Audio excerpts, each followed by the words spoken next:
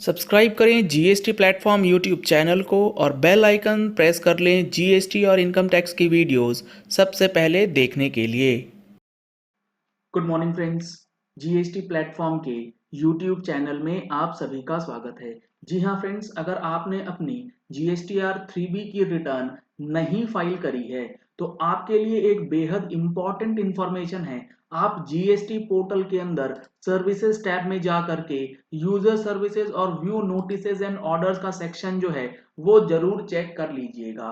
जैसे ही आप उस सेक्शन के अंदर जाएंगे आपको लिस्ट ऑफ नोटिसेज जो है अंडर सेक्शन 46 की वो अपलोडेड नजर आ जाएंगी जीएसटीआर 3A के अंदर।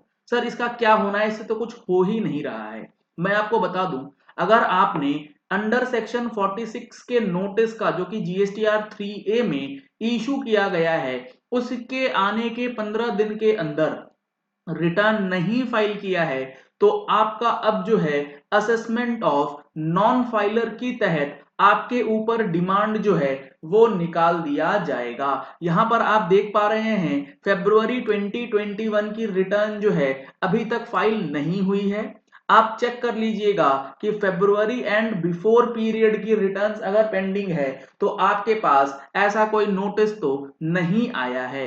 अगर फरवरी 21 का नोटिस आपके ऊपर लगाया गया है जीएसटीआर 3B की नॉन फाइलिंग के लिए अंडर सेक्शन 46 तो आपके लिए बहुत जरूरी है कि इस नोटिस के आने के 15 दिन के अंदर आपकी रिटर्न्स जो हैं वो फाइल हो जानी चाहिए। नहीं तो क्या होगा आइए देखते हैं। इन सारी चीजों को समझने से पहले आपके लिए एक जरूरी इंफॉर्मेशन है।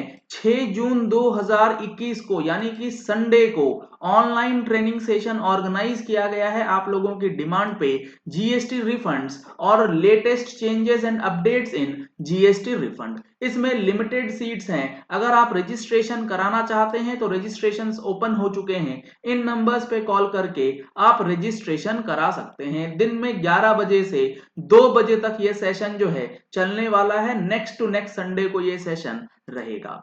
अब देखिए ये जो नोटिस आया है इसके अंदर बताया गया है being a registered tax payer you are required to furnish the return for the supplies made और received and to discharge the resultant tax liability. चूंकि आप रजिस्टर्ड टैक्स पेयर हैं तो आपको अपनी सप्लाईज की डिटेल्स दिखाते हुए अपनी टैक्स लाइबिलिटी जो है वो पेमेंट करना है। It has been noticed that you have not filed the said return और ये देखा गया है कि आपने इस पर्टिकुलर टैक्स पीरियड के लिए रिटर्न अभी तक नहीं फाइल किया है। You are therefore requested to furnish the said return within 15 days, failing which the tax liability may be assessed under section 62 of the act। यानी कि अगर आपने रिटर्न नहीं फाइल किया 46 की नोटिस को आने के बावजूद भी तो आपका जो असेसमेंट है डिपार्टमेंट खुद कर देगा और वो करेगा 62 के अंदर based on the relevant material available with this office. जो भी डेटा आपके अगेंस्ट अवेलेबल होगा जीएसटी पोर्टल पे डिपार्टमेंट के पास उसको इस्तेमाल करते हुए आपका जो असेसमेंट है वो कर दिया जाएगा। Please note that in addition to the tax so assessed, you will also be liable to pay interest and penalty। Tax जो निकलेगा वो तो निकलेगा ही, साथ ही साथ आपको इंटरेस्ट और पेनल्टी जो है वो भी लगा दी जाएगी। No further communication will be issued for assessing the liability. इस लाइबिलिटी के असेसमेंट के लिए और कोई फर्दर नोटिस या कम्युनिकेशन जो है वो नहीं दिया जाएगा। लेकिन अगर आपने इस नोटिस के 15 दिन के अंदर रिटर्न फाइल कर दिया या असेसमेंट ऑर्डर के इशू होने से पहले रिटर्न फाइल कर दिया है तो ये प्रोसीडिंग जो है ऑटोमेटिकली ड्रॉप ऑफ मान ली जाएगी। अब इंपॉर्टेंट है आपके लिए ये समझना कि ये जो सेक्शन 62 है ये किस चीज की बात करता है। यहां पर आप देखेंगे तो यहां बताया गया है सेक्शन 62 के अंदर assessment of non filers of returns, यानी कि जो रिटर्न नहीं फाइल कर रहे हैं उनके लिए।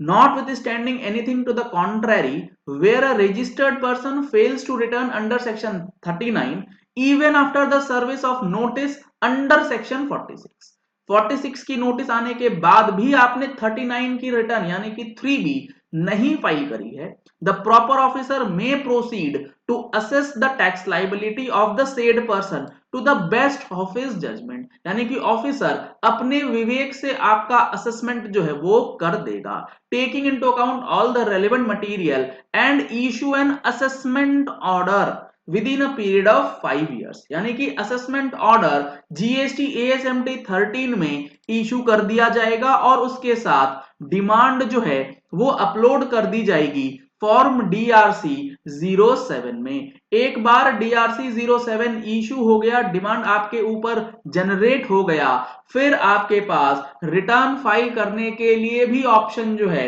वो नहीं बचेगा। जैसे ही एएसएमटी 13 में असेसमेंट ऑर्डर आया और डीआरसी 07 में उसका समरी जो है वो अपलोड कर दिया गया पोर्टल पे, फिर आपके पास रास्ता रह जाएगा इस ऑर्डर के अगेंस्ट अपील में जाने का। तो यहां पे आपको बहुत बड़ी परेशानी जो है वो हो सकती है। अगर आपके साथ ऐसा हो चुका है, एएसएमटी 13 इशू हो चुका है, डीआरसी 07 आ चुका है, तो अब आपको जाना होगा अपील में। अपील कैसे कर सकते हैं, क्या इसका प्रोसेस है, इसके लिए जो हमारा जीएसटी अपील का फाइलिंग कोर्स है वो भी अब आप लोगों के लिए अवेलेबल करवा दिया गया है, जिसमें आप लोगों को 20% का डिस्काउंट जो है वो दिया जा रहा है।